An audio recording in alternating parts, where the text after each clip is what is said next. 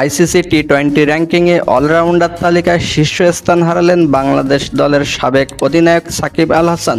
শ্রীলঙ্কার অধিনায়ক ও spinner Hasaranga D silver কাছে সিংহাসন হারিয়েছেন সাকিব। 15 মে আইসিসির প্রকাশিত র্যাঙ্কিংয়ে যৌথভাবে শীর্ষে ছিলেন সাকিব ও হাসারাঙ্গা। দুজনেরই 228 রেটিং ছিল। তবে আইসিসির প্রকাশিত র্যাঙ্কিংয়ের সাপ্তাহিক হালনাগাদে শীর্ষস্থান হারালেন সাকিব। 5 রেটিং পয়েন্ট হারিয়ে 223 রেটিং পয়েন্ট নিয়ে দ্বিতীয় স্থানে নেমে যান সাকিব।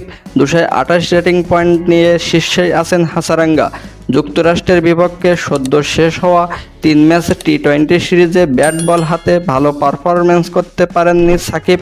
36 রান করার পাশাপাশি মাত্র একটি উইকেট নেন। এমন বাজে পারফরম্যান্সের কারণে তার 5 রেটিং পয়েন্ট কমে গেছে। ব্যাটিং বোলিং র্যাঙ্কিংয়ে উন্নতি হয়েছে বাংলাদেশের তাওহিদ হৃদয়, তানজিদ হাসান তামিম ও 2 বোলার মুস্তাফিজুর রহমান আর রিশাদ হোসেনের। র্যাঙ্কিংয়ের অবনতি হয়েছে লিটন দাস ও নাজমুল হোসেন শান্তর। যুক্তরাষ্ট্রের বিপক্ষে সিরিজে 10 উইকেট নেন বাংলাদেশের পেসার মুস্তাফিজ। শেষ ম্যাচে 10 রানে 6 উইকেট নেন তিনি। এতে 2 ধাপ এগিয়ে 583 রেটিং নিয়ে 23তম স্থানে আছেন ফিজ।